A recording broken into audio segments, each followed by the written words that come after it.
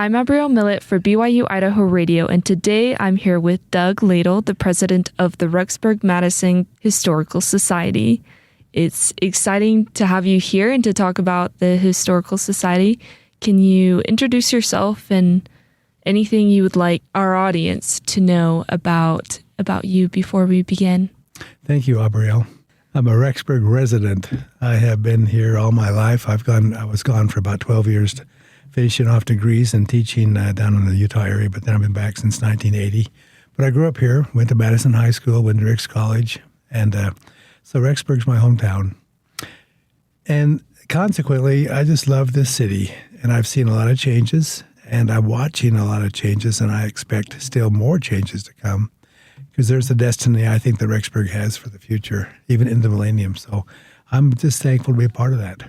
Just being here as a student, there's definitely been some changes, and it's grown. Oh yeah. And I think that's amazing that you've been here so long and you've been able to see such historical changes and cultural changes, and just I imagine that gives you a great respect for the historical and the history nature of this area. It's well said. Yeah. So just quickly to summarize kind of like how I've ended up in this position as the president of the Historical Society. Having grown up in Rexburg, I've once again been part of many different kinds of church leadership experiences down the campus. I taught here for 25 years in the religion faculty. So I've been around the block in Rexburg a lot. And my father had a business here. I've been on different committees, different activities with the community. And I am a member of the Sons of Utah Pioneers. And we are actively always talking about the history of the Intermountain West or the church or this community. So I'm always interested in those kinds of meetings and the presentations there. I've also got to know one of the great members of our community. His name is Louis Clements. Louis is about 80 plus years old, and he's getting tired. But he was the original man that began the Historical Society. He and a few others, Jerry Glenn, Georgia Ricks, and a few others.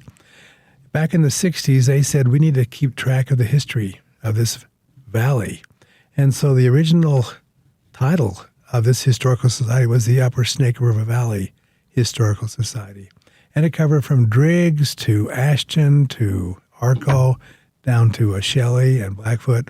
And they just gathered and collected a lot of great historical items, mostly written documents and articles. And Louis began to publish a monthly, almost maybe a quarterly issue called the Snake River Echoes.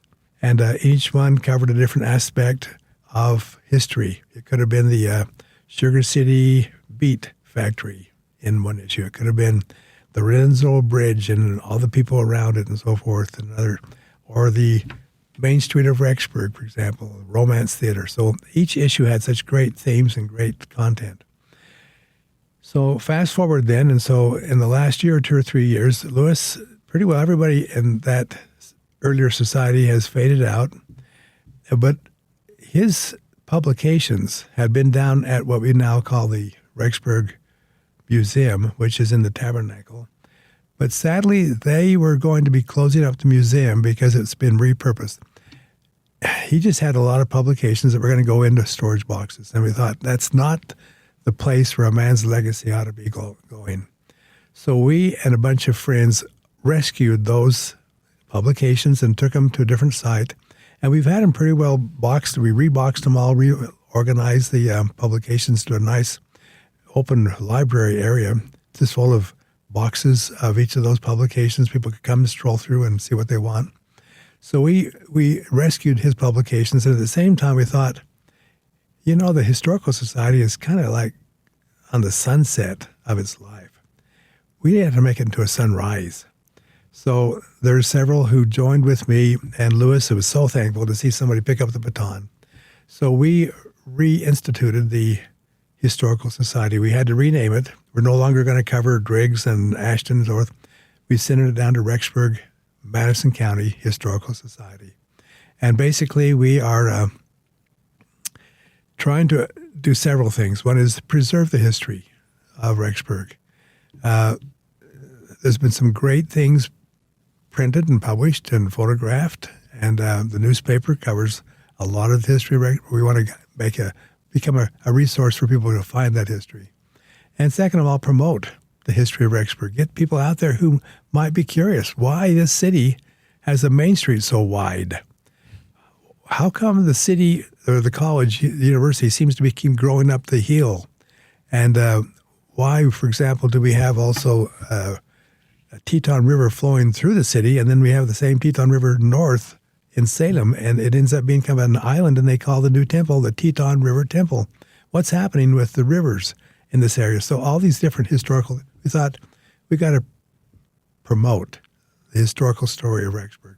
So that's been said. We've now organized ourselves. We have a board. We have members who join us. One of the great events we wanted to do was to try and get a logo that matches our society. So your audience can't see this, but I'll describe it. It's a nice kind of like a historical design showing historical society in our title. And then here's our motto: where our past shapes our future. And we think that's what's happening here in Rexburg. Rexburg's past, the great founders, Thomas E. Ricks Jr., Thomas E. Ricks, of course, his father, Henry Flam, William F. Rigby. All these great pioneers were truly ones that had the values and the character to launch a community and see it grow and sacrifice. And Jacob Sporey here on the university and so forth. So all that past is truly shaping what we're trying to make Rexburg to become. So all of our current leaders, our mayor, our council members, and our past Chamber of Commerce leaders, all of them are following the footsteps of those earlier city founders. So our past is shaping our future. We want to have Rexburg become what the Lord, I think, wants it to become.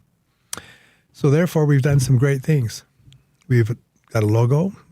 We have a web page. People can go ahead and just go to rexburghistoricalsociety.org, and there you'll see the publications that are free. They can go ahead and download or access. We have over 2,000 pictures that we're now categorizing and organizing into a site. Someday you can see those pictures better.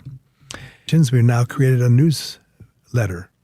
It's called Rexburg, Our City, Our Stories. And we have, at this point, we're sending it out to hundreds of people, and they write back saying, yeah, please put us on your subscription list. So this newsletter covers 4 fun things. It covers, first of all, a historical past of Rexburg. We, the first edition, talked about the founders, Thomas E. Ricks and Henry Flam. Both, before they even came to Rexburg, had severe health challenges.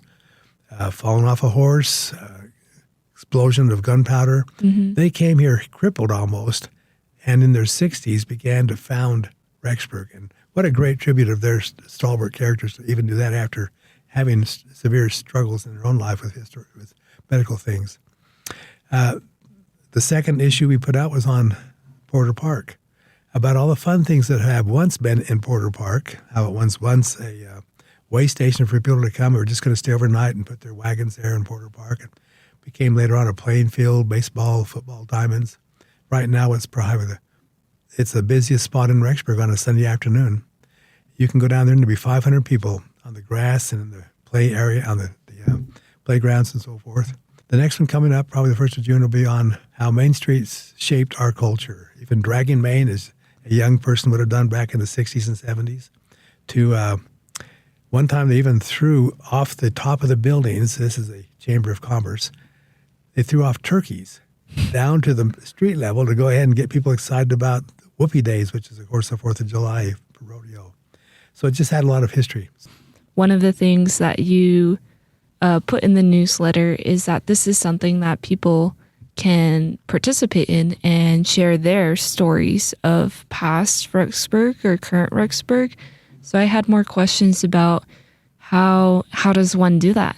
How does one say their grandma has a story from here, or that they have a story back from their college days? How do they go about writing that and sharing that and potentially putting that in the newsletter in one of the sections? That is $1 million question, and I would love to have an answer that's equally good. First of all, we do want to have all these stories of people. We try and broadcast the issue of the theme of that issue coming up so people can think, oh, did I have any memories of Main Street or of Porter Park? if they do, of course, as they receive the newsletter, there is a link right there in the newsletter electronically that they can click on there, and it'll send an email back to me, and they can easily that way share their story or their experience. And so just clicking on the links in the newsletter itself sends it right back to me. We have an account with our society. It's called, and here's the the email account. It's called newsletter@rexburghistoricalsociety.org. Newsletter at rexburghistoricalsociety.org. And that'll be the site that I'm always looking at to see who's writing, what stories are coming in, and so forth. So we would love to have people volunteer their stories or experiences. And it could be funny, it could be sad, it could be just humorous, embarrassing, a little bit of mischievousness. I don't care. We'll just be glad to go ahead and get those stories from people about their experiences here in Rexburg. So either get the link off the newsletter itself or just email that site, newsletter@rexburghistoricalsociety.org. So is this something that you hope it helps people remember the history, but also kind of brings together the community, like past and present, and really feel like this is home? Like Rexburg has a lot of history. It is like my spot in the world. I like how you said that. And we do hope that, even students who only come here for maybe 3 to 4 years, we're hoping that they would feel a sense of ownership as well as belongingship to Rexburg, that they did spend a few years here, and that they did have some experiences on Main Street or Porter Park or Romance Theater, things like that. They have been here for the best part of their lives. I'd hope that they'd feel like, yeah, this is our hometown too, and want to get a copy of our newsletter just to kind of see what happened in the past, some fun things about their city, but also kind of keep track of what's going on right now. So that's one thing, is I agree that I just hope that students and tourists and others who are coming through would just really appreciate this city and its history. And as we promote and preserve that history, I think it does give people a sense of identity, what the city is all about and what it can become. So, your listening audience is going to be a very religious group anyway, so I can easily say how I see Rexburg as a hub for the millennial era. I mean, how many other places in the kingdom will have a university, 2 temples, many stakes of Zion within its geographic boundary, and then all these great communities around us, Archer, Hibbert, Burton. I mean, what a place to go ahead and see in the future, in the millennial time. Great work being done, and I think a hub for what happens in the kingdom in the millennium. So Rexburg's becoming that. Yeah, that's beautifully said. You have a section specifically for Rexburg heroes. How do you nominate people for that? It needs to be somebody whose input, his footprint, her footprint, her handprint has been pretty strong in Rexburg's history and preserving and promoting that history. So stay tuned. We'll see what comes out in the next issue. But that's who I'm looking for, the people who have made a difference in helping us preserve and promote Rexburg's history.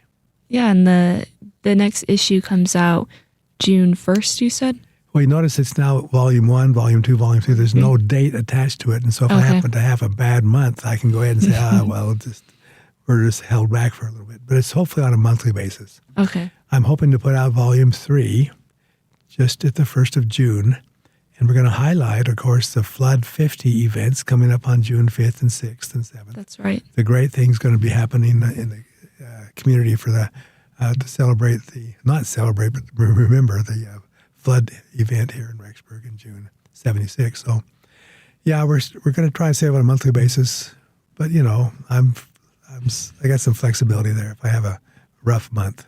Real quick, how would one get involved? Like, become a part of the Historical Society?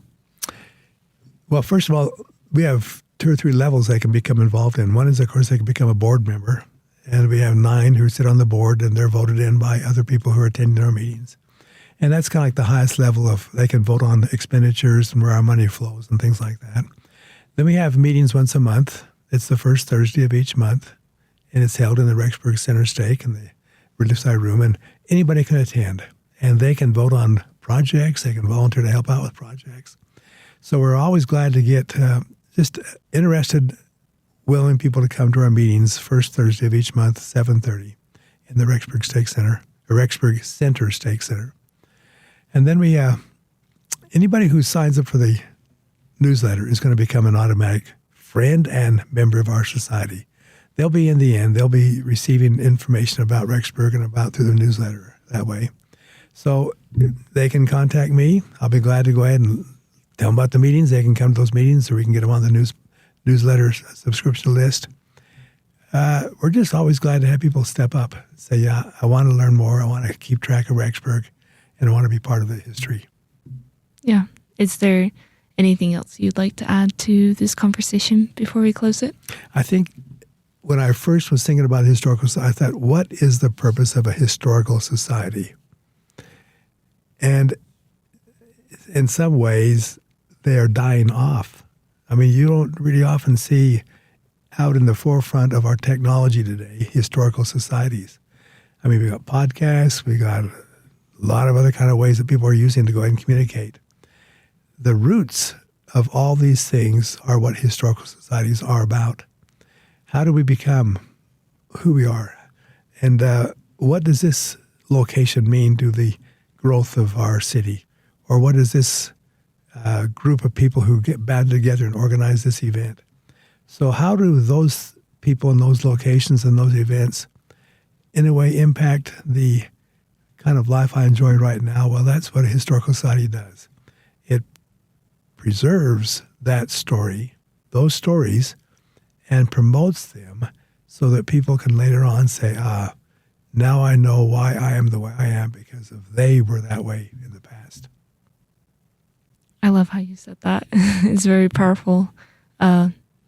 It's a good reminder of where we come from, kind of shapes where we're going.